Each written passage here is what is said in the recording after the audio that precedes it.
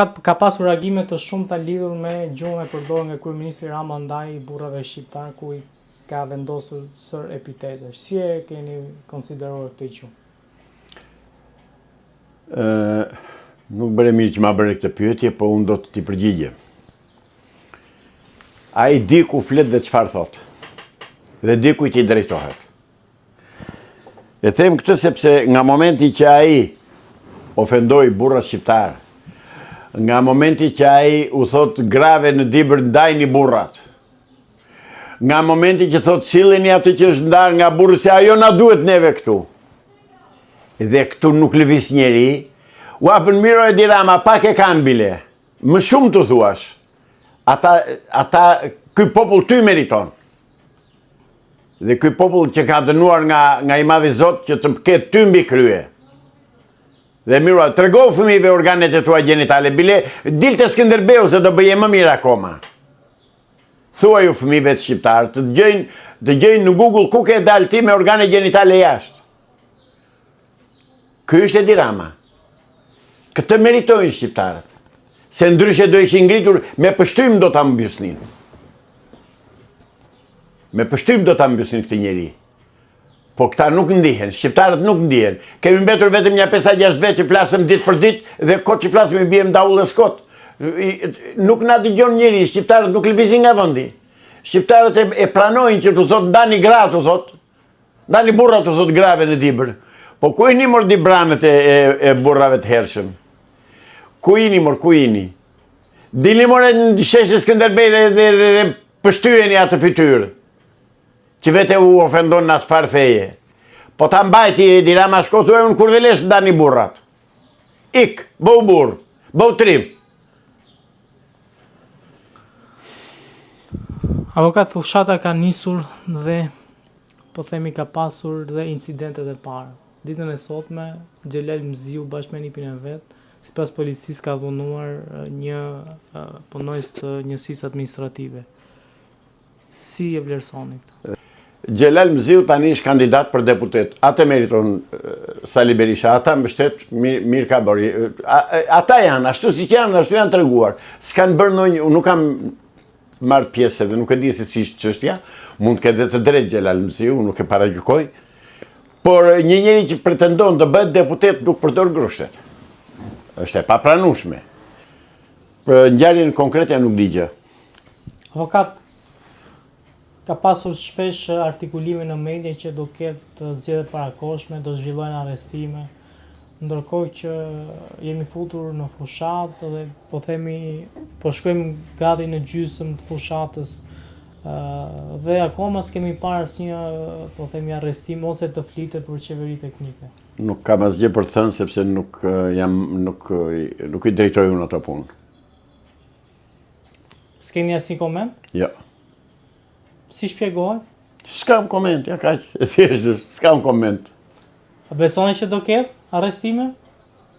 Nuk e di. Nuk e di, jam në pritje. Si shpjegohet, avokat, që deri më dje ju, po themi, keni artikuluar dhe keni cituar? Nga dita në ditë ka evoluime, ka ndryshime, ka ndryshojnë gjëra, nuk janë statike. Pra i keni humbur shpresa që mund të ketë arrestime? Nuk e thash këtë. Ju shoh pesimist? Është mendimi jot. Sepse kur ju ishit të bindur që do kishte arrestime, keni shprehur mendimin. E kam shprehur mendimin, i kam thënë ato që thonë juve, kjo është e vërtet. Mirë po, më është hequr e drejta që të shprehem për të tretët. Të flas vetëm për vete. Avokat, a besoni që Rama do e marrë një mandat të 4? Jo, atë se besoj kur. Problemi është që kush do t'ja marrë. Kush do t'ja marrë sipas jush? Prandaj jam pesimist për zgjedhje që shpresoj që të mos bëhet zgjedhje. Sepse situata është katrahur. Akoma po tallet Sali Berisha me drejtësi shqiptare. Sinqerisht ai po tallet. U bën kashillok të gjithë sistemit të drejtësisë dhe të gjithë politikanëve të botës. U thot, unë jam Sali Berisha, mos keni ç'më bëni, dhe praktikisht deri tani atë ka bërë. I lumt, halal e past. Avokat, për të disa të nërë shtyrë çështja e Berishës tek gjyqtari paraprak, i cili ende nuk ka vendosur nëse çështja... Gjyqtarët e tij janë. Gjyqtarët e Partisë Punës janë. E kanë thënë, s'ka dy parti. Një është Partia e Punës e Shqipërisë, e ndarë e emëruar në dy pjesë. Njëri fraksion Parti Socialiste, fraksioni tjetër Parti Demokratike. Por në fakt është një parti dhe gjyqtarët i shërbejnë asaj partie. Janë të tërë një grup i pa diskutueshëm, politik, drejtësi, polici, krim janë një grup. Janë strukturat të organizuara në mënyrë perfekte. Nga momenti që një parti politike ka një kryetar dhe kryetari përcakton se kush do jetë deputet e kush nuk do jetë, aty s'ke më as demokraci, as politik, as diplomaci. Aty ke vetëm diktat, ke dhunë, ke diktaturë. Dhe praktikisht ne jetojmë diktaturë. Në diktaturën e Enver Hoxhës, si kanë vënë emrin diktaturë, kanë vënë emrin rilindje, po ajo është. S'kan ndryshuar gjë. Kështu që unë nuk shpresoj absolutisht asnjë të mirë, as nga zgjedhjet tani, as nga drejtësia shqiptare. Tallet një gjyqtare, tallet për të disa të herë, njerë mungon avokati, njerë mungon maçi, njerë mungon i zoti, që janë këto që bëjnë mo, janë serioz këta, gjyqtarë janë këta. Kështu është drejtësia. Ore zotëri, nëse ke gjë për Sali Berishën, mos i thuaj për pallati Partizanit i Sali Berishës. Pra ose për atë këndi sportiv që ajo e Partizanit. Po Sali Berishës thuaj që i bëre 500 uzine dhe fabrika. Për ato akuzoje Sali Berishën. Akuzoje për 21 janari se është vrasje pasë shtetërore. Akuzoje për atë Remzi Hoxhën. Pra ato ta akuzosh Sali Berishën. Jo për kompleksin Partizani. Ajo është një turp, ajo është thjesht për se mbroj njëri tjetri dhe drejtësia janë një grup, po pik. Ore, në Shqipëri duhet përmbysur ky sistem i drejtësie, ky sistem politik, të tëra duhet përmbysur. Avokat, po pse jeni të bindur që ka element veprave penale këto ngjarje që përmendët ju dhe pse duhet akuzuar Berisha? Po nga vajti industria, ku vajten? Dakor, s'tash Berishin vetëm.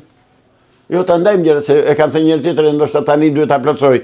Kam thënë, kryeministrat dhe ministrat e industrisë, të tregtisë, të transportit, të 32 viteve të fundit, të dalin të japin llogari ku shkuan uzinat e fabrikat, të na thonë ç'i bën, ku i quan, dhe pse i prishën. S'kishte punë, po dakord, lere mbyllur.